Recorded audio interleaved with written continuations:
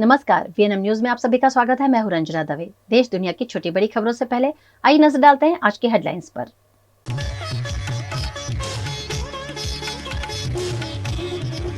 राहुल गांधी को प्रधानमंत्री मोदी पर टिप्पणी करना पड़ सकता है भारी। चुनाव आयोग ने राहुल गांधी को भेजा कारण बताओ नोटिस।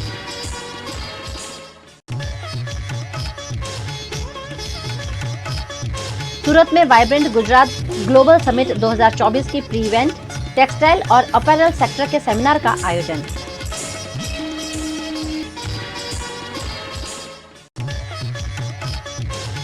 और वडोदरा में बाबा साहेब और बाबू जगजीवन राम जी की प्रतिमाओं की अनदेखी, कांग्रेस पार्टी और अन्य संगठन कर रहे हैं विरोध।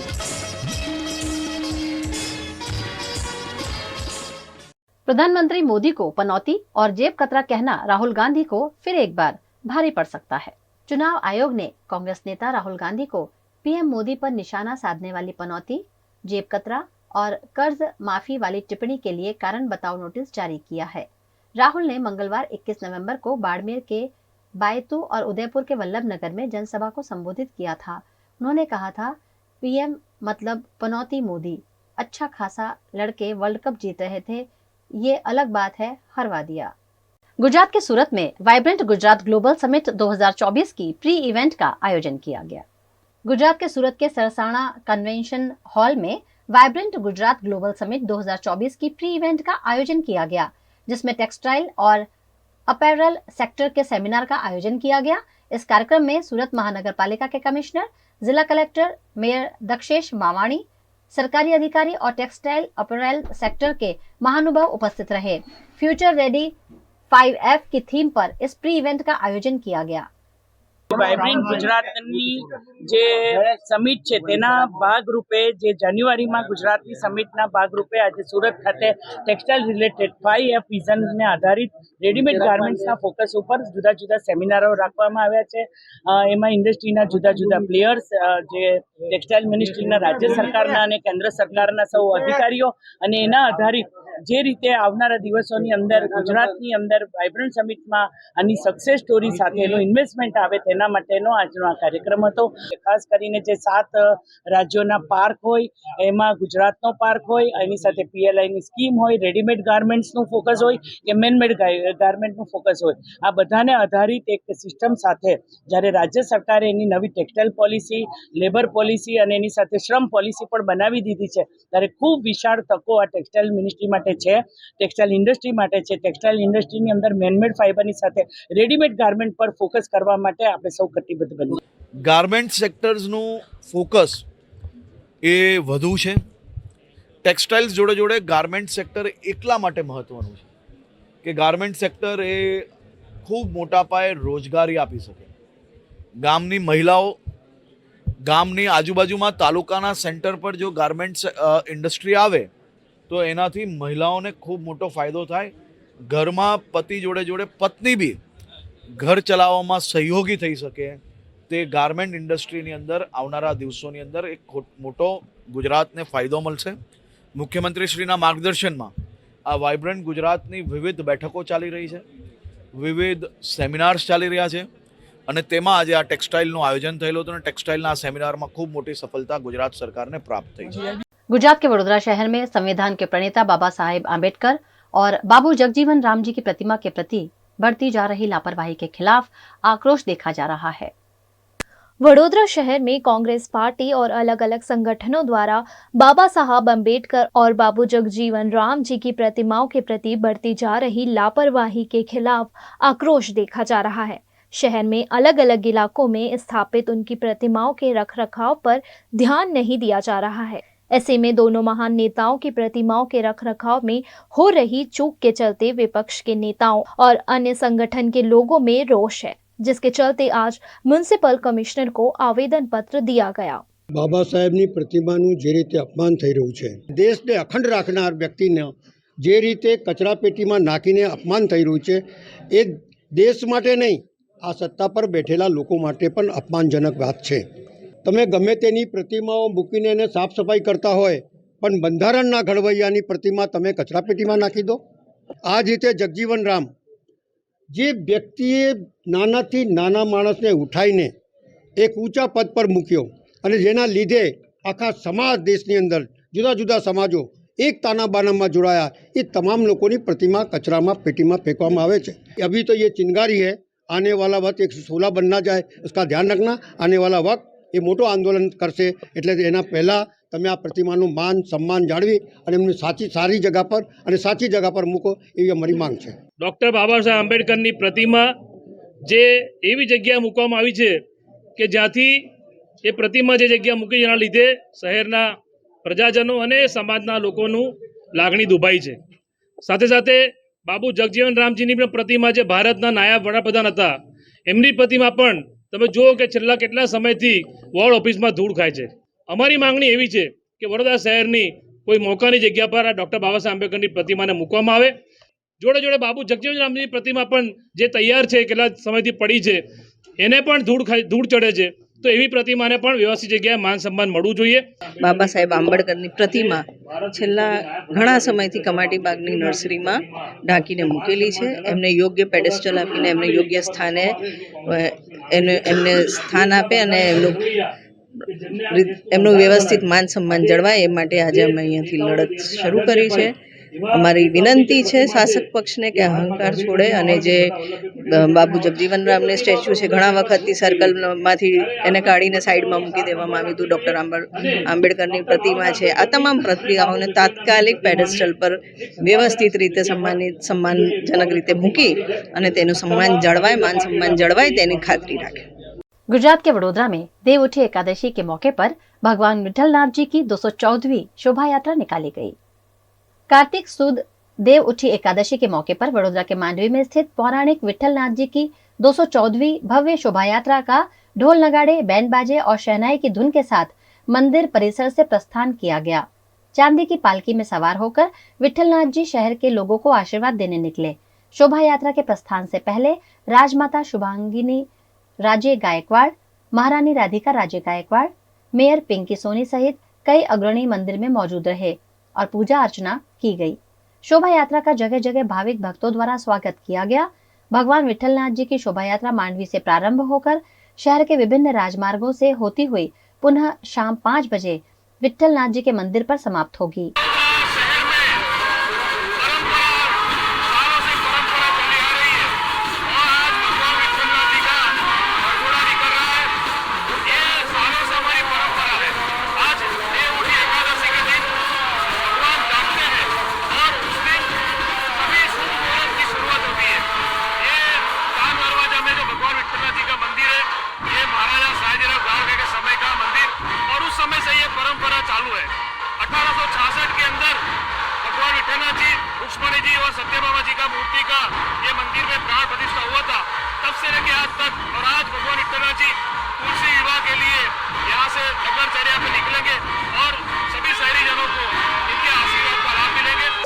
વિઠ્ઠલનાથજીનો વરઘોડો 214 વર્ષથી પરંપરા છે, ચાલે છે।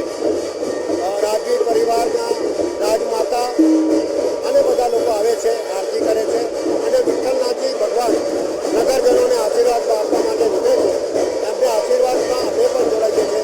ભગવાન બધાને સાચા કર્મો કરવાના આશીર્વાદ આપે અને ખૂબ તાકાત આપે, જેથી અમે લોકોની સેવા કરી શકીએ, એ ભગવાનનો આશીર્વાદ।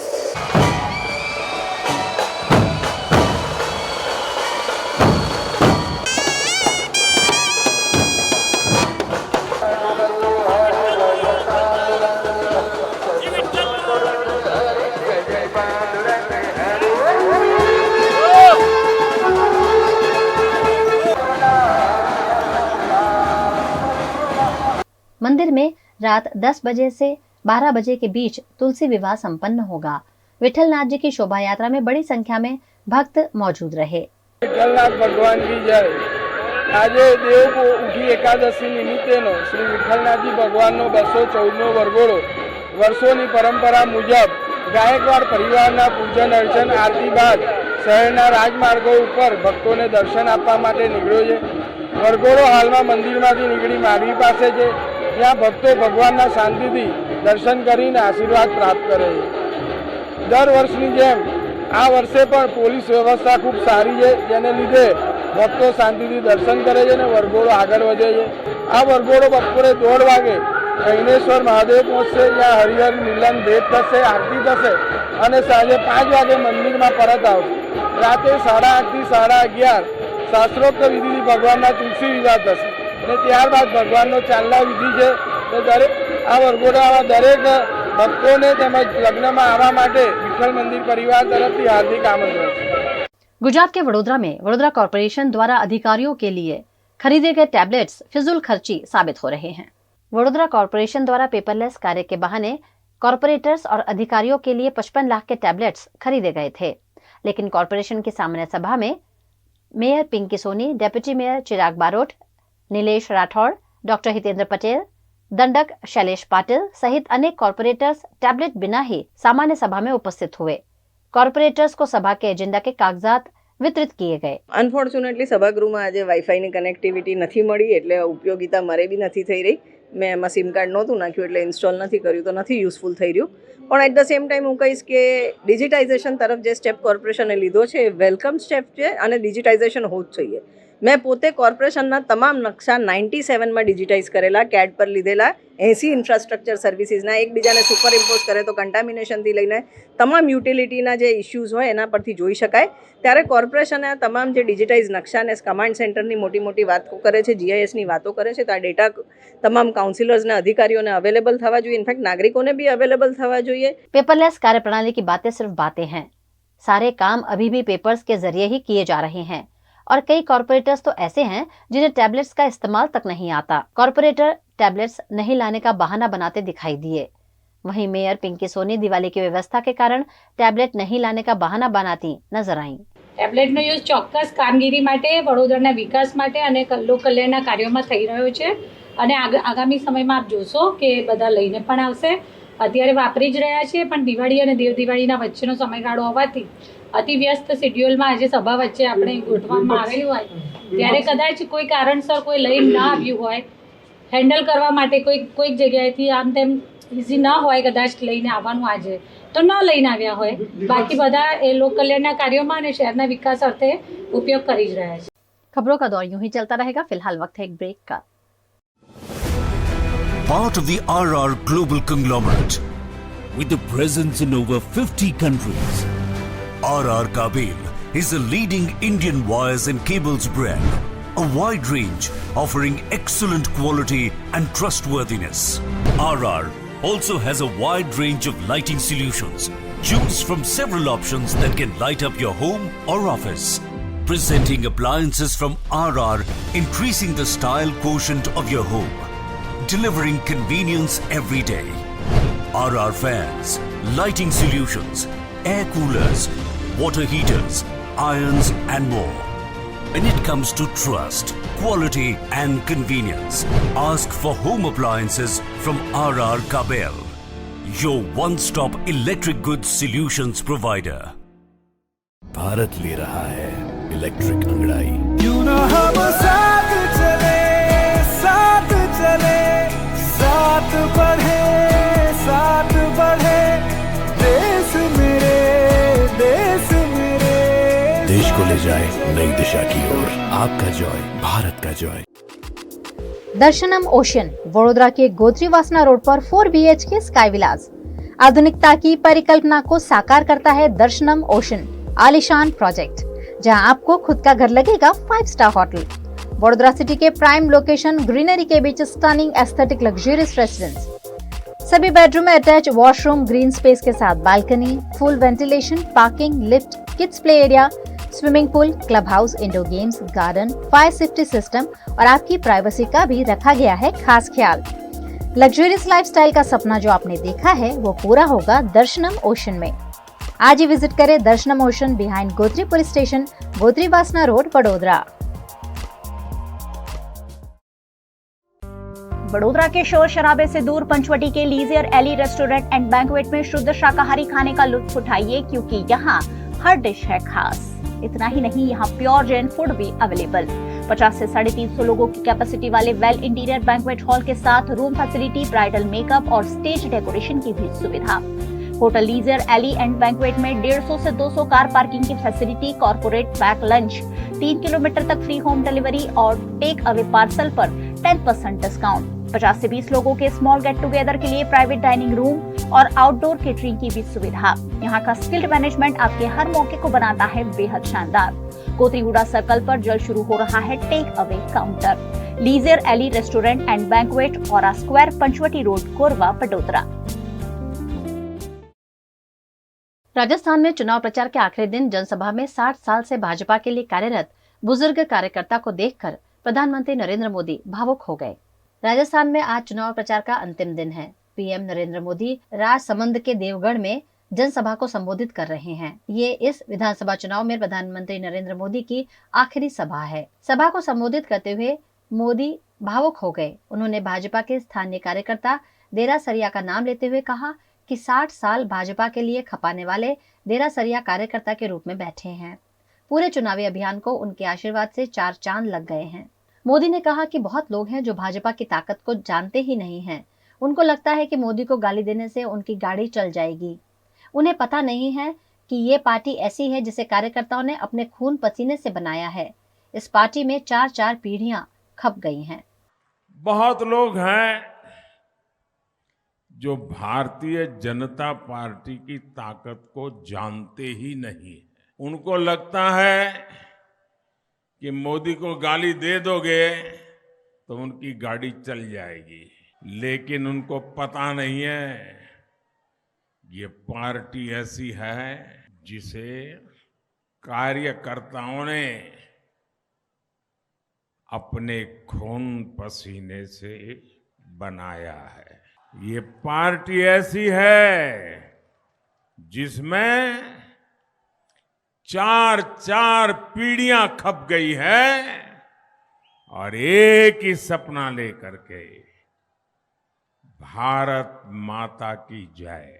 एक ही सपना, एक ही संकल्प, और ये कार्यकर्ताओं का परिश्रम है, ये कार्यकर्ताओं का पुरुषार्थ है कि वो देश के लिए सबसे पहली प्राथमिकता रखते हुए हर जिम्मेवारी को निभाते हैं।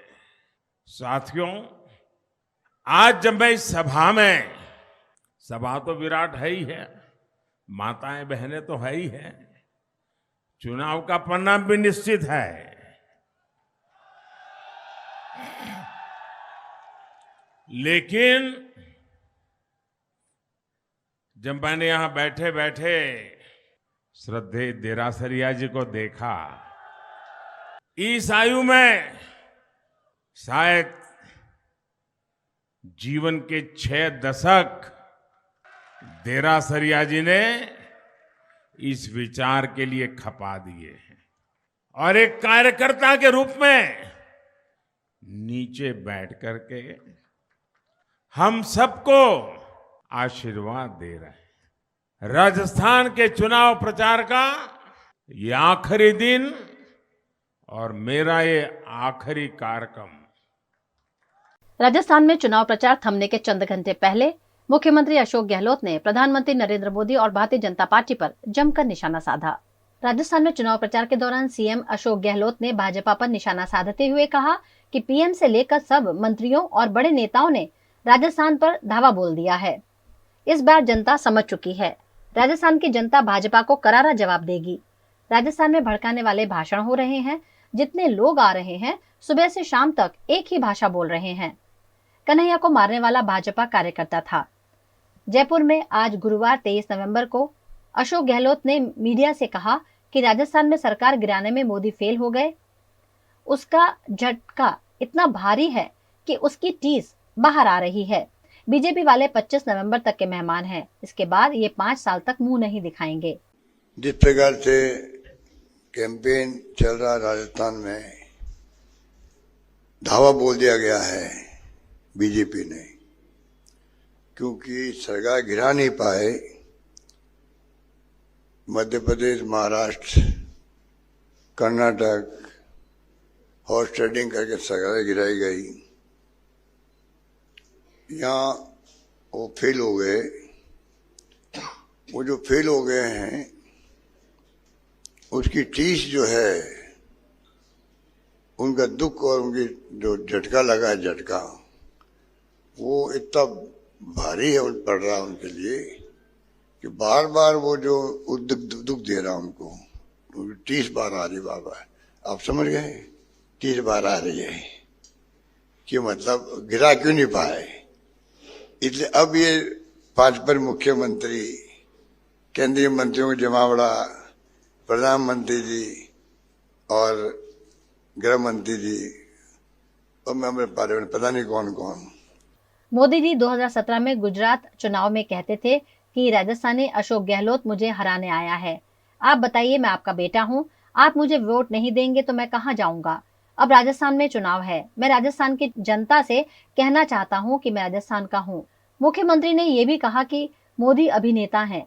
गुजरात में कहा था, मारवाड़ी की बात मत मानो, राजस्थानी घूम रहा है, मैं कहां जाऊंगा। वे खुद को ओबीसी का बताते हैं और कहते हैं कि मुझे नीच कह दिया। किसी ने उन्हें नीच नहीं कहा। अगर मैं कहूं कि अब वो गुजराती आ रहा है, हम तो नहीं कह रहे कि गुजराती यहाँ आ रहा है। भाइयों और बहनों, आप गुजराती की बात मानोगे तो मैं कहां जाऊंगा, मैं तो आपके पास ही आऊंगा, मैं थासू दूर कोनी। मैं ओबीसी का हूं, मैं नीच हूं, मुझे नीच कह दिया। कमाल है, किसी ने नीच नहीं कहा उनको उस वक्त में, किसी ने नीच नहीं कहा और एकदम माहौल बना दिया। एक मारवाड़ी आया हुआ यहाँ पर इंचार्ज के रूप में। भाई और बहनों, अगर मारवाड़ी की बात मानोगे तो मैं गुजराती हूं, मैं कहाँ जाऊंगा, मैं किसके पास जाऊंगा। और वोट ले लिए वहां पे भावुक बन करके। हम चुनाव काम में नहीं हो पाए, काम में होने वाले थे हम लोग उस वक्त में, गुजराती बन गए, मैं कहाँ जाऊंगा। अब वो गुजराती यहाँ आ रहा है ना, हम तो नहीं कह रहे कि ये गुजराती आ गया है।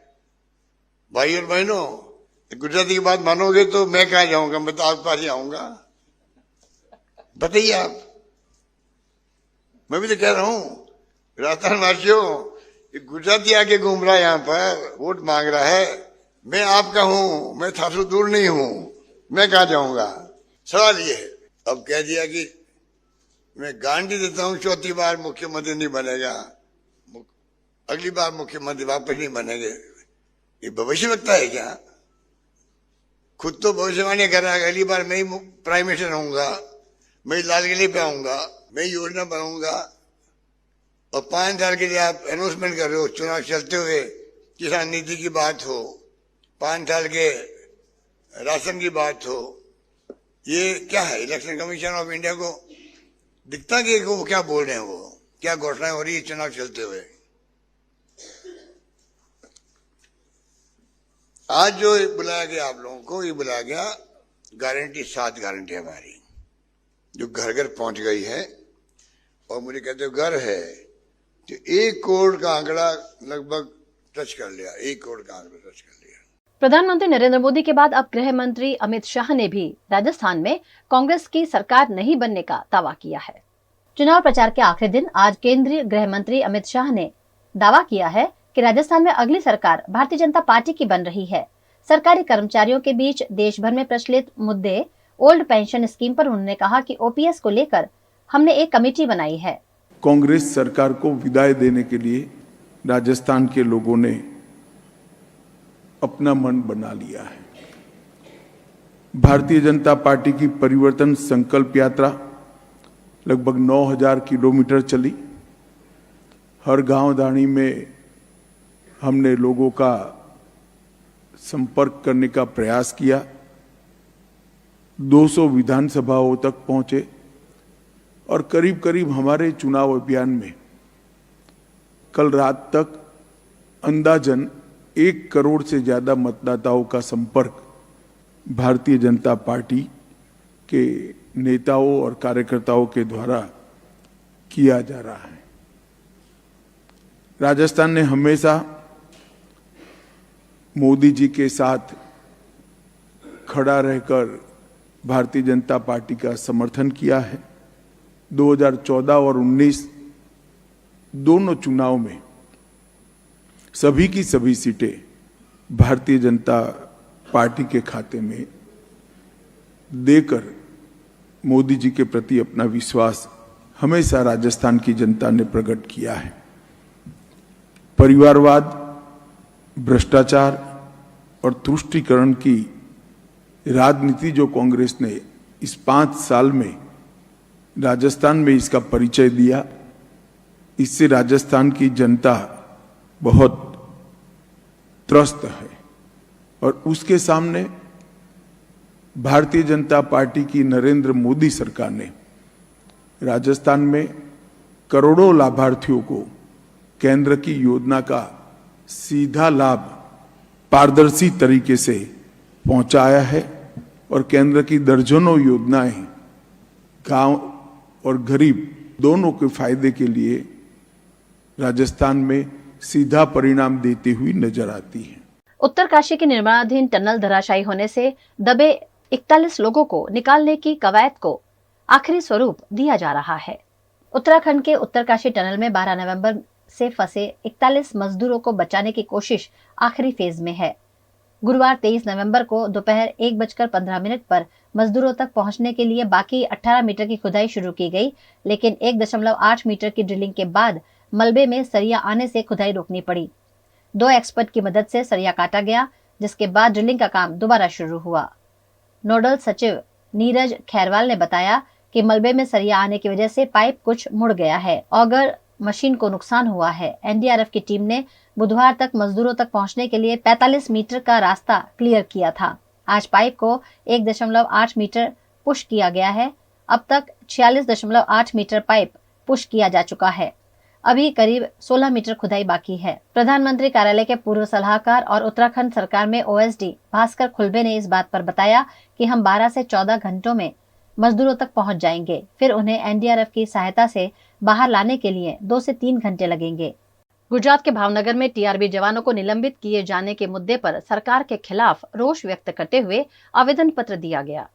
गुजरात में लंबे समय से कार्य करते ट्रैफिक ब्रिगेड के जवानों को निलंबित किए जाने का निर्णय लिए जाने के बाद से ही इस निर्णय का विरोध गुजरात के अलग अलग शहरों में किया जा रहा है। आज गुजरात के भावनगर में भावनगर शहर कांग्रेस द्वारा कलेक्टर को आवेदन पत्र दिया गया। भावनगर में लगभग 150 टीआरबी जवान कार्यरत हैं। सरकार के इस निर्णय से पूरे गुजरात के लगभग 6000 टीआरबी जवान प्रभावित होंगे, जिसका भारी विरोध हो रहा है। છેલ્લા 5 વર્ષથી તો પોતાના સ્વ ખર્ચે પોતાનો ડ્રેસ સીવડાવે છે। સરકાર તરફથી કોઈ ફેસિલિટી મળતી નથી અને છતાં 2-4 દિવસની રજા મૂકે તો એનો પગાર પણ કપાઈ જાય છે। આ લોકો જશે ક્યાં? અને ગુજરાતમાં 1-2 બનાવ તોડપાણીના બને, જે જવાબદાર છે એની ઉપર પગલાં લ્યો। પોલીસમાં પણ ગુજરાતમાં અનેક બનાવો એવા તોડપાણીના બને છે, એની ઉપર આપણે પગલાં શું લઈએ છીએ? તો સામાન્ય આ કર્મચારી આ જે વિકલ્પ નથી બીજી નોકરીના, સરકાર બહુ મોટી વાતો કરતી હતી કે અમે આજીવિકા લોકોને આપશું, પણ નવી કોઈ આજીવિકા ઊભી કરી નથી। તો આ લોકો જાશે કે એનું પરિવાર શું કરશે? એની ચિંતા માટે ભાવનગર શહેર કોંગ્રેસ સમિતિના આગેવાનો આજે કલેક્ટર સાહેબને આવેદનપત્ર દેવા આવ્યા છીએ અને માગણી કરીએ છીએ। खबरों का दौर यूं ही चलता रहेगा। फिलहाल वक्त है एक ब्रेक का। माना होटल्स एंड रिसोर्ट। राजस्थान में उदयपुर रणकपुर को करना हो एक्सप्लोर या उत्तराखंड में ऋषिकेश में करनी हो धार्मिक यात्रा, माना होटल्स आपके स्टे को बनाएंगे हमेशा के लिए यादगार। राजस्थान के ऐतिहासिक विरासत के बीच माना होटल्स का कंफर्टेबल स्टे आपको कराएगा अद्भुत अनुभूति। माना होटल्स के लग्जरियस प्रीमियम रूम्स और विलास है बेहद शानदार। ऋषिकेश की वादियों में माना होटल्स का होम स्टे देता है शानदार घर का feel. Next time plan your holidays with माना होटल्स। कॉन्टैक्ट 8107888800।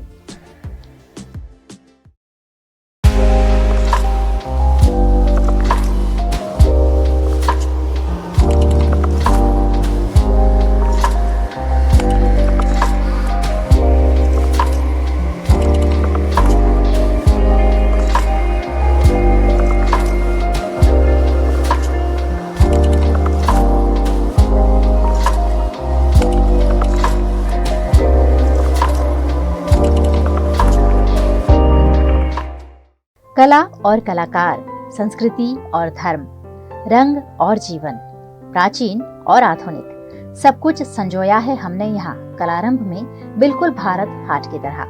कलारंभ बाय भारत हाट अब नए रंग रूप में। ब्रास की बनी देवी देवताओं की हजारों प्रतिमाओं का एक्सक्लूसिव कलेक्शन। सयाजीगंज के 4 मंजिला शोरूम में गिफ्ट आर्टिकल्स का भी खजाना। दिवाली पर दोस्तों या रिश्तेदारों को तोहफा देना हो या लेनी हो कॉर्पोरेट गिफ्ट्स, कलारंभ में सब कुछ मौजूद।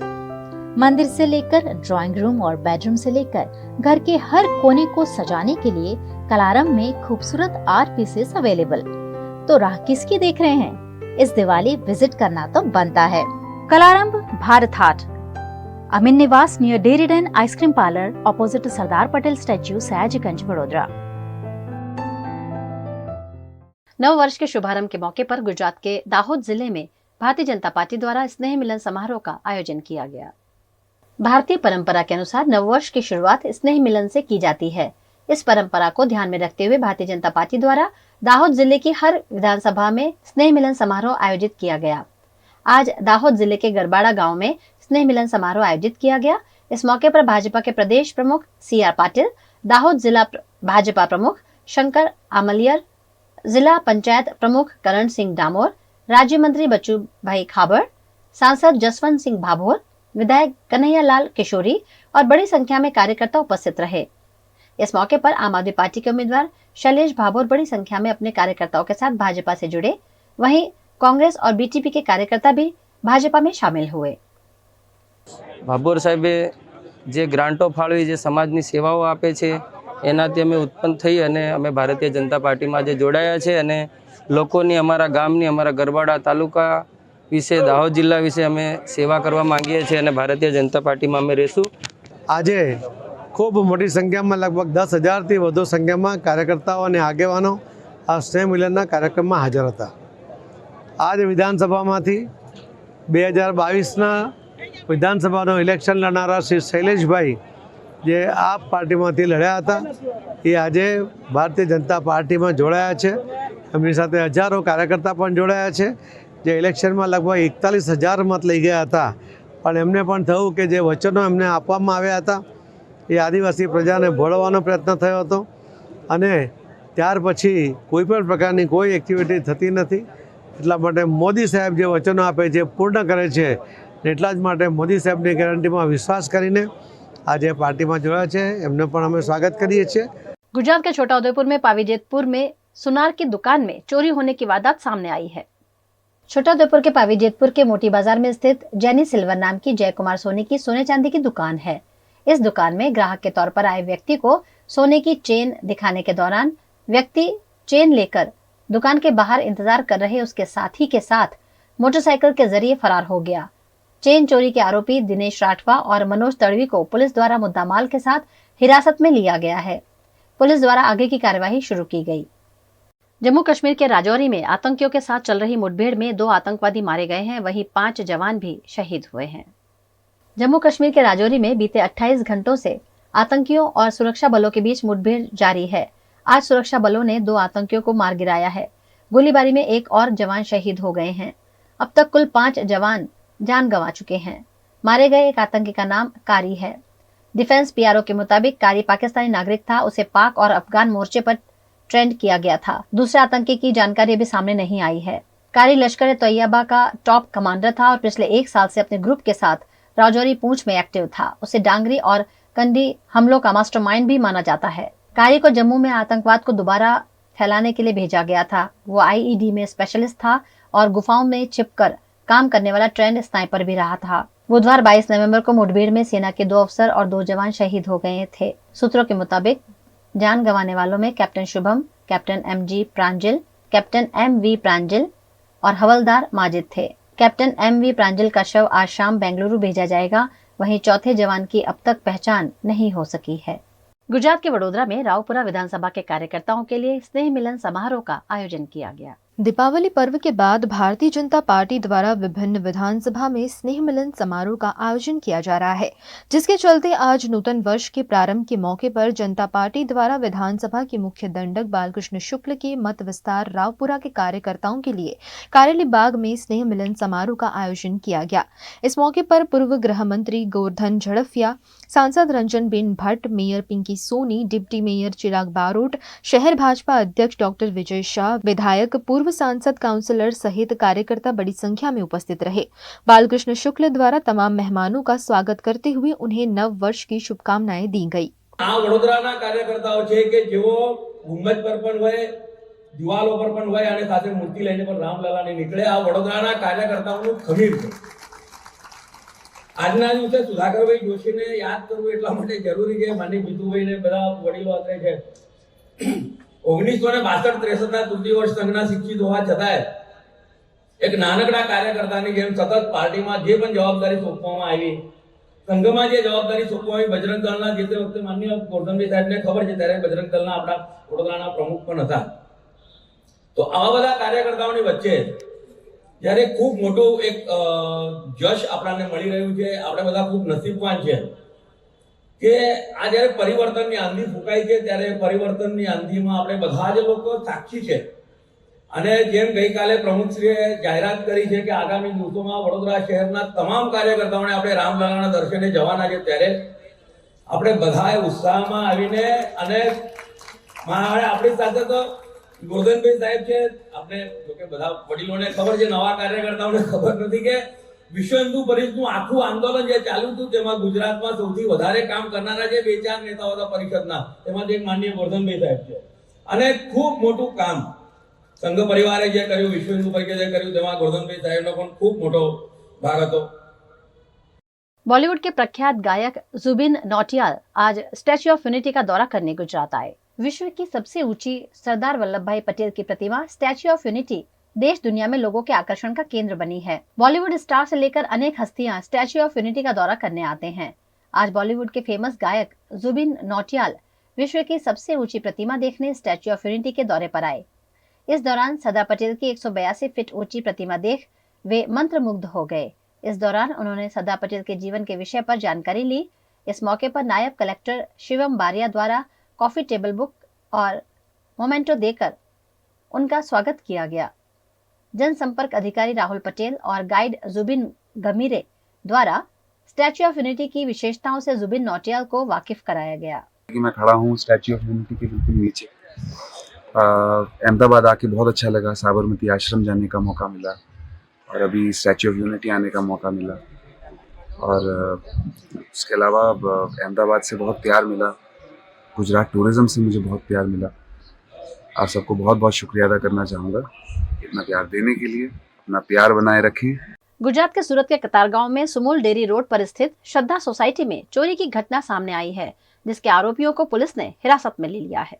गुजरात के सूरत के कतारगांव में सुमूल डेयरी रोड पर स्थित श्रद्धा सोसाइटी के बंद मकान में आनंद ठाकुर, हसमुख ठाकुर और अशोक ठाकुर द्वारा चोरी की वारदात को अंजाम दिया गया, जिन्हें पुलिस द्वारा हिरासत में ले लिया गया। हिरासत में लिए गए आरोपियों से 12,11,000 रुपए का मुद्दा माल जब्त किया गया। पुलिस द्वारा आगे की कार्यवाही जारी है। सुमूल डेयरी रोड जो पॉश एरिया है, वहाँ श्रद्धा सोसाइटी के बंगला में तारीख 17 और 18 ये 2 रात को वहाँ एक चोरी की वारदात होती है। बड़ी चोरी थी। इसको डिटेक्ट करने के लिए मेहरबान पुलिस कमिश्नर साहब, एडिशनल पुलिस कमिश्नर शरद सिंघल साहब, दोनों सीनियर ऑफिसर साहब ने क्राइम ब्रांच को खास सूचना दी थी। इसको लेके पीएसआई डोडिया और पीएसआई सिसोदिया दोनों वर्कआउट में थे। इन दौरान पीएसआई डोडिया और सिसोदिया को ये बातमी मिलती है कि इस जो चोरी की वारदात में शामिल आरोपी, इसका नाम है आनंद भाई ठाकुर जो सीनियर सिटीजन है, और उसका लड़का है एक हसमुख, और तीसरा है इसका पितराई भाई जो चचेरा भाई है, उसका नाम है अशोक भाई ठाकुर। ये तीनों लोग चोरी का जो सामान लेके सूरत शहर में कहीं जगह पे वो बेचने की फिराक में है। इसके लिए वो लोग खान बाजार गरनाड़ा के पास वो इकट्ठा हुए हैं। फौरन ही टीम को वहाँ भेज दिया गया। उन तीनों को राउंड अप करके अरेस्ट कर लिया गया। उसकी जो जब्ती हुई उसमें से सोना चांदी के गहने, कैश 4 लाख, एक रिस्ट वॉच और 2 बाइक, एक जो साइन और एक थी एक्टिवा मोपेड, टोटल 12 लाख के ऊपर से मुद्दामाल मिला। गुजरात में टीआरबी जवानों को निलंबित किए जाने का मुद्दा छाया हुआ है। इस मुद्दे पर आम आदमी पार्टी के गुजरात प्रदेश प्रमुख ईशुदान गढ़वी ने अपनी प्रतिक्रिया दी। આમ તો ભાજપ જે નિર્ણયો લે પછી વિરોધ થાય ત્યારે પાછા ખેંચી લે એ માટે પ્રખ્યાત છે।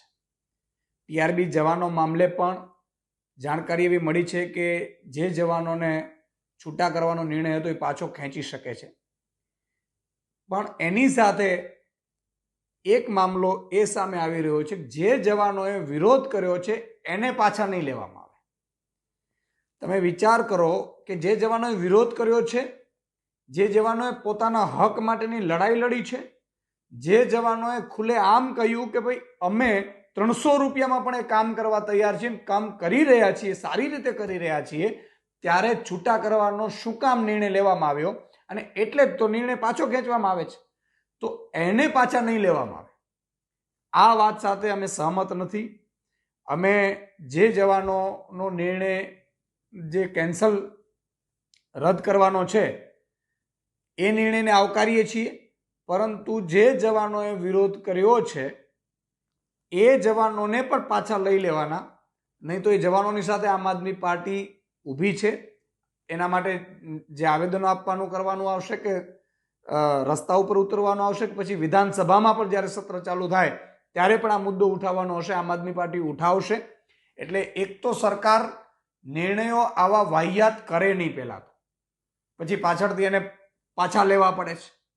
પરંતુ ભલે એ વિરોધ કર્યા પછી સરકાર જાગી તો ખરી, પણ એ જવાનોને પણ પરત લઈ લેવામાં આવે એવી આમ આદમી પાર્ટીની માંગ છે.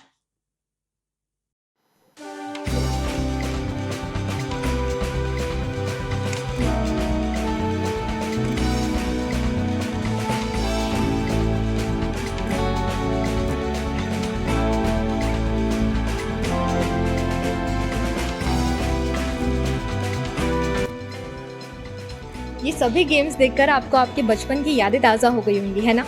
यहाँ पर इतनी सारी गेम्स का एग्जीबिशन लगा हुआ है. एक तरह से आप वो देखोगे ना तो आपका पूरा चाइल्डहुड आपको याद आ जाएगा, पूरी मेमोरीज वापस से याद आने लगेंगी. इस वक्त देश भर में जहाँ वर्ल्ड हेरिटेज वीक चल रहा है, वहीं शहर के संग्राहक तुषार राणा द्वारा एक एग्जीबिशन रखा गया है जहाँ पर उन्होंने 1980 से लेकर अब तक की जितनी भी वीडियो गेम्स हैं वो सारी यहाँ पर उन्होंने अच्छे से डिस्प्ले करके रखी हुई है.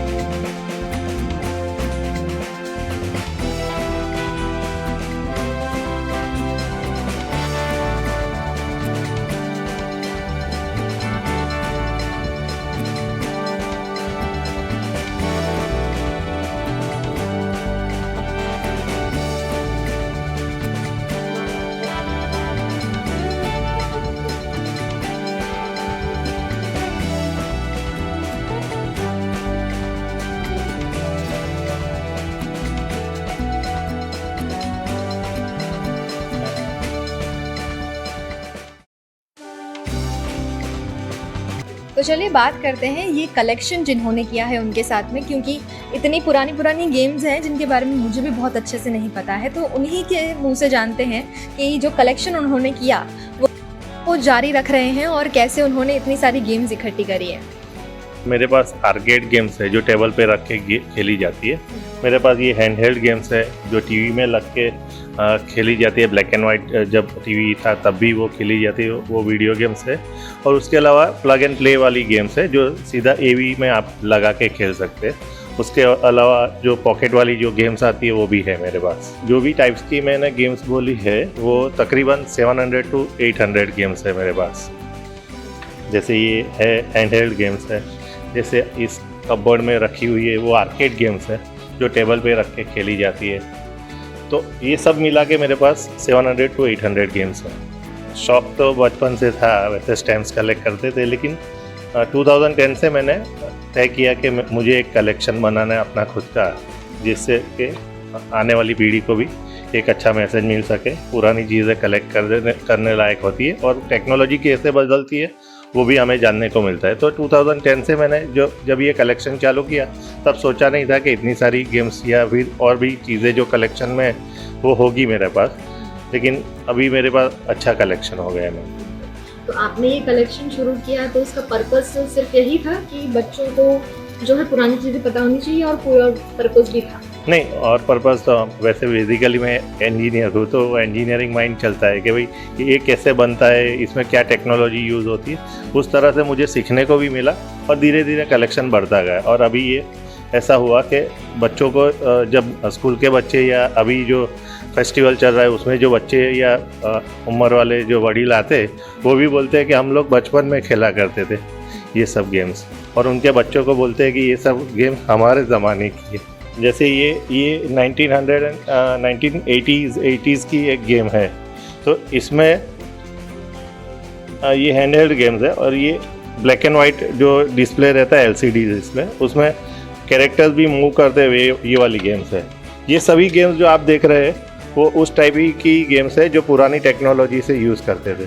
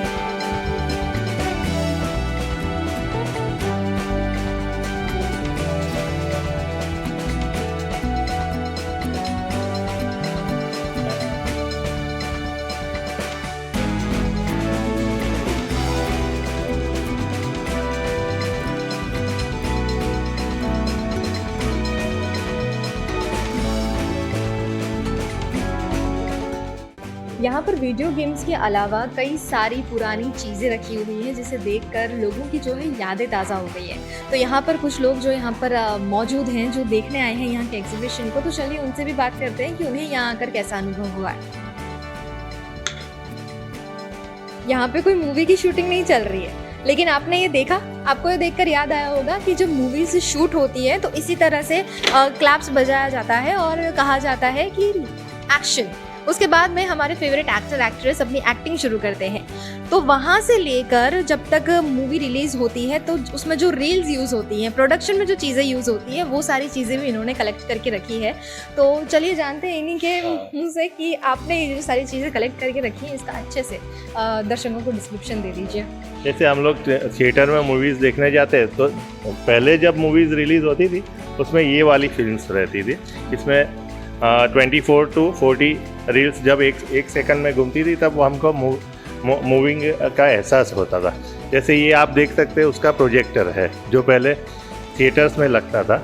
ये प्रोजेक्टर में बहुत हाई टेम्परेचर का आर्क पैदा होता था, उसके बाद उसकी लाइट पर्दे तक वो लोग एडजस्ट करते थे, शार्पनेस एडजस्ट करते थे और उसके बाद we can see the movie. तो पहले जो पुरानी मूवीज़ जो सिनेमाज में लगती थी उसका ये टेक्नोलॉजी है, वो मैंने अपने कलेक्शन में रखा हुआ है।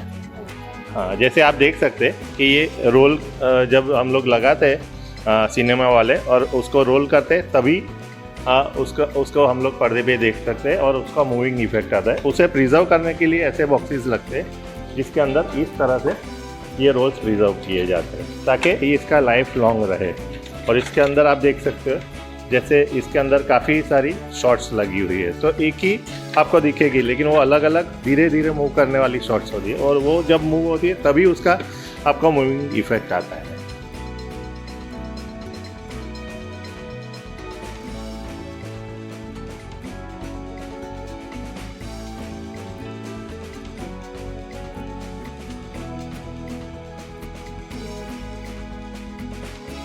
तो चलिए बात करते हैं। सबसे पहले आप मुझे बताइए कि आप यहाँ पर आए और यहाँ पे बहुत सारी चीज़ें रखी हुई है, सारे एंटिक पीस रखे हुए हैं और लोगों की मतलब यादें ताज़ा हो जाएंगी, वैसी सारी चीज़ें हैं। तो आपको यहाँ पर आने के बाद में कैसा लगा, क्या क्या चीज़ें आपने देखी जो आपकी यादों को ताज़ा कर गई?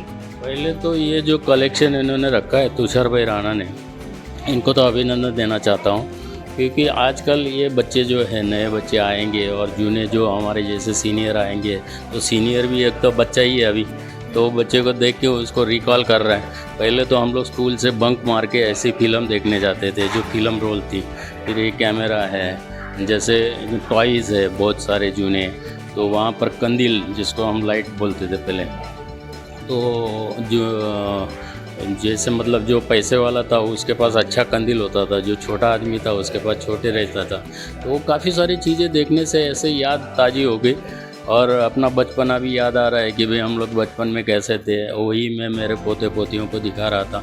और इस बहुत ही अच्छा कलेक्शन, सुंदर कलेक्शन है, और मैं तो बोलता हूँ ज़्यादा से ज़्यादा लोग यहाँ आए, उसको देखें और अपना बचपन की याद ताज़ी करें और अपने आने वाले जनरेशन को ये बताएं कि कैसा है ये चीज़ें, और इन्होंने जो संग्रह करके रखा हुआ है वो बहुत ही सुपर्ब है। यहाँ पे सबसे ज़्यादा जो फैसिनेटिंग चीज़ थी मेरे लिए वो थे बॉक्सेस, जो कंपास बॉक्स है, टिफ़िन एंड अलग अलग टाइप के बॉक्सेस है, वो सब मुझे बहुत अच्छे लगे। एंड जो कलेक्शन है वो बहुत फैसिनेटिंग था, तो आई एंजॉयड इट। मतलब सब कुछ ज़्यादा एक शॉकिंग भी था कि इतना सब पुराना इतना सारा है और जो हमने देखा नहीं है बहुत सारे चीज़ें, तो बहुत फैसिनेटिंग था। यही एक वर्ड है जिससे मैं डिस्क्राइब कर सकती हूँ, क्योंकि तो बहुत अच्छा था सब कुछ, तो मुझे उनका कलेक्शन देख के बहुत अच्छा लगा।